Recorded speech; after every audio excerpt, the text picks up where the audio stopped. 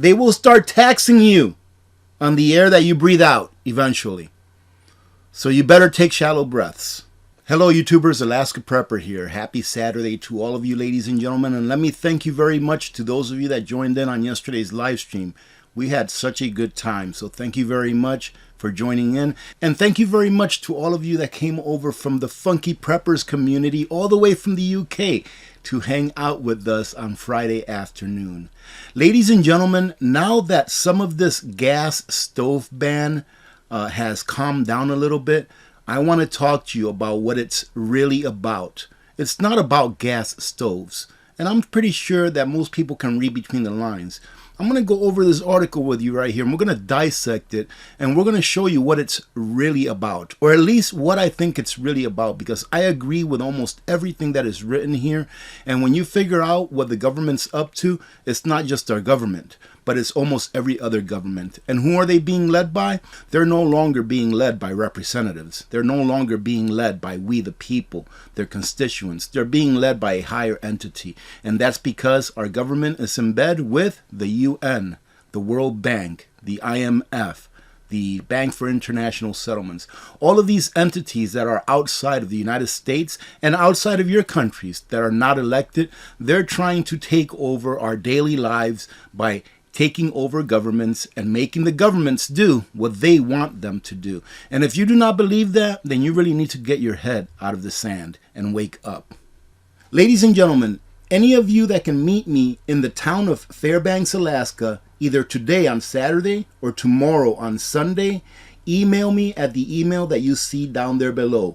1 winner winner chicken dinner 2@gmail.com. The first one that emails me with their name and their phone number so that I can give you a call and set up a location to meet at will win this solar generator, this Rockpals Freeman 600. I tried to give it away yesterday during our live stream to someone that lives here in Fairbanks. However, the person that won does not live in Fairbanks, so this is your chance. The first person that emails me, we will set up a time and I will drop this off to you personally. Now let's get on with our video.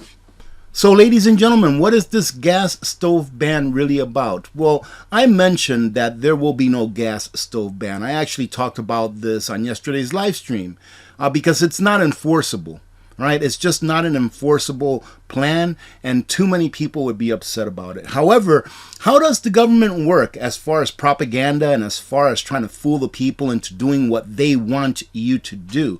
What they do is they come out with this ridiculous, what they do is they negotiate. This is their way of negotiating. So let's say, for example, you go to a car dealership, you can look at a car and you're like, well, this is a nice car, I want to buy it, but there's a sticker on it that says $20,000. You go to the dealer and you say, well, I'll pay you $15,000 for it. And the dealer says, what about $19,500? And you're like, well, $15,500. And the dealer goes, well, what about $18,500? And you go, $17,000, and that's my final offer. That's what you plan on paying at first. And that's probably around the price that the dealer or the salesman was planning on selling it on. Right? So they start out with some ridiculous notion like banning gas stoves, and then they settle on something that's lesser, that seems lesser, but in the end takes away more of your freedoms. What sounds like to be overreach by itself is actually a cover for something potentially far, far worse, and wait till you see what it is. This administration is apparently looking to ban gas stoves, calling them a hidden danger. And my question to that, ladies and gentlemen, is why did they all of a sudden become a hidden danger? Did we just develop some kind of new technology, in the last couple of weeks that says, hey, gas stoves are a hidden danger? Did this technology just come about? Why wasn't it a hidden danger 10 years ago or 20 or 30 years ago? Why now, right? That's the question you have to ask when you read these things and when they come out with these ridiculous, things that they want to pass on to us, we the people. Because I guarantee you, that even if they did pass this and everyone was okay with it and everything like that, I guarantee you that the electricity going into the White House, all right, would be sufficient for any cook to cook anything they wanted to, because they didn't care how much the electricity cost. But if you only had electricity to cook food with, what happens if your electricity goes out? What happens if they regulate your electricity? What happens if every cooktop that uses gas, uses natural gas in the country, were switched over to electricity, what would that do to the grid? Remember, first, second, third order effects? They know about these first, second, third order effects. They already know about it. But their plan was never to ban gas stoves. Their plan is to bring something in that they really wanted that has nothing to do with gas stoves. Earlier this week, near identical articles from the National Review, Bloomberg, and CNN detail how U.S. Consumer Product Safety Commission will be opening public comment on the dangers of gas stoves sometime this winter. Again, why didn't they open up these comments and talk about this years ago? Has the danger not always been there? Did it just become a danger? It's hard to say that it just became a danger when we've been using gas stoves ever since I was a little child. I never once saw my parents use a stove that was not gas. And I mean, I think I turned out all right, cognitively speaking, that is. Right? It says here, the article claims that the emissions have been linked to a whole bunch of illnesses. All of these illnesses that gas stove emissions have been linked to, and all of a sudden, we just find out now. In the technological era that we're living in and have been living in for decades, we just now find out.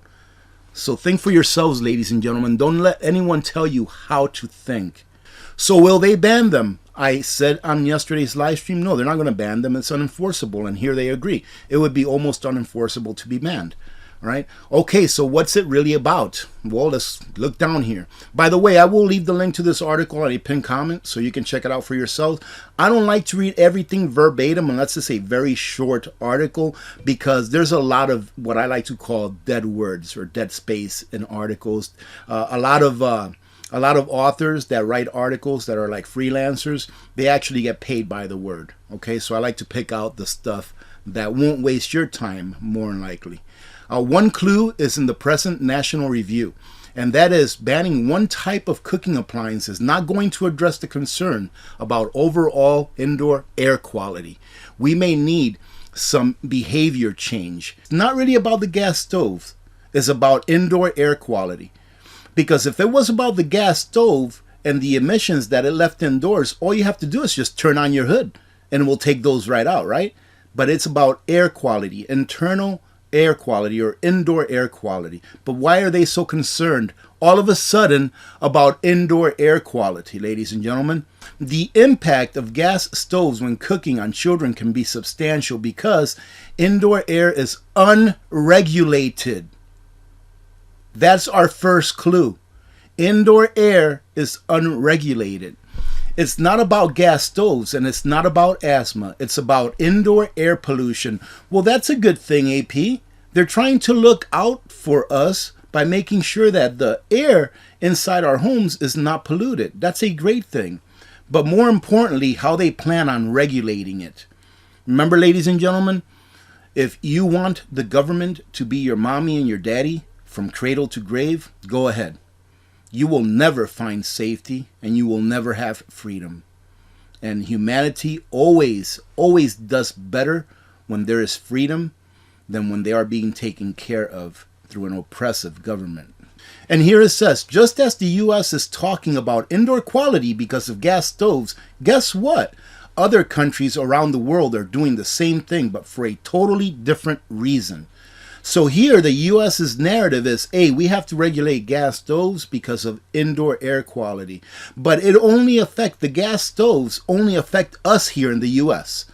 Anyone else that lives outside of the U.S. that have gas stoves, it doesn't really affect them. But indoor air quality does. So here it says that Singapore is considering new regulations on indoor air quality too, but not for gas stoves, for formaldehyde. Well, shouldn't we be concerned about formaldehyde here for indoor air quality? Why aren't they talking about that? The thing is, ladies and gentlemen, they want to make it seem that they're doing all of these different things to help the people, when in the end, the plan is the same thing for all of these countries that fall in line with ESG and with the UN. Let's see, last month, the conversation was running articles claiming that indoor air pollutant kills, while Sir Chris Whitty, the UK's chief medical officer, was demanding action on indoor air pollution. Why now? That's the question. Why now?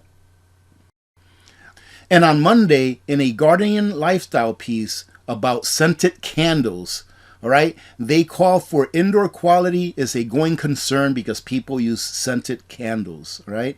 2 days ago, the Tyee, an independent Canadian magazine which receives some funding from the government, ran an op-ed headline, "We need a revolution in clean indoor air." Where are we headed to? What is all this stuff about clean indoor air? Why do they just care about it just now? We're going to find out here in a minute, ladies and gentlemen, all right? Because this is very, very, concerning, to tell you the truth, right? Because this is their end goal right here as far as being able to put one more plank of control over the population.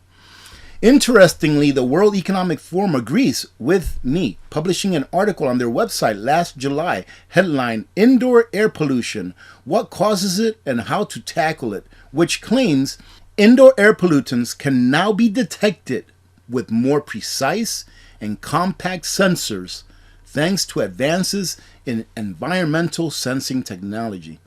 As a result, intelligent home systems may soon use sensors like these to keep track of indoor air quality and notify the ventilation system before dangerous levels are reached. But is that all? I don't think so, ladies and gentlemen. This is just me. It's my opinion and my opinion alone. We're almost done here. Just like smart electric meters, those electric meters, I did a video about this, I believe it was in Colorado during a cold spell here last year, about the fourth quarter of last year, that about 20-something thousand people had their thermostats turned down and they could not turn them up because they had smart meters, because the electric company was turning them down from their location. All right, if you remember that. So just like electric smart meters, smart air monitors would almost certainly be used to harvest huge amounts of data and give states or corporations the ability to control your home. But it gets worse than that. If your indoor isn't clean enough, if you use your stove too much, burn too many scented candles, or emit too much CO2, expect to get penalized in some fashion until you learn how to be more responsible. And here comes the part where they can control your human behavior. That, in my opinion, is what it's about. And remember that carbon tax that's been going on now for a while, that they've actually implemented in several countries? They will start taxing you on the air that you breathe out eventually. So you better take shallow breaths. And if you don't think this is coming, ladies and gentlemen, you just wait. They are only setting the foundation right now for this. And sometimes I can't believe how sinister these things are that they come up with. Things that I would have never even thought of myself. That's why I told someone during the live stream yesterday that these people in government are very intelligent. They're very intelligent. Someone said that the people in governments are just idiots and they don't know what's going on. That's why we have so much chaos. But I respectfully disagreed and say, no, they're very intelligent. They just use their intelligence to create bad throughout the world, to put out evil throughout the world. That's what they use their intelligence for. Instead of using it to help humanity, they use it to help themselves control humanity in an evil way. That's all my opinion, by the way. Right? I hope you got something out of this. If you live in Fairbanks, email me. The first person that emails me, I will contact you and we'll set up a time and location to meet, and I will bring you that solar generator, okay? So email me, and when you email me, provide me with your name and your phone number, and then expect a phone call from me. Having said that, I have one more video to put out, ladies and gentlemen, and it's about Davos, and this is something that you really want to know about, so I don't want to put it in this video because it would make it way too long. Having said that, we'll talk to you later on. God bless every one of you. Nutrient survival isn't just survival food. It's special ops grade. Built to the nutritional standards of the U.S. Special Ops and packed with 40 essential nutrients. Formulated to sustain energy, sharpen focus, and keep you and your family thriving during any emergency. Real food, real ingredients.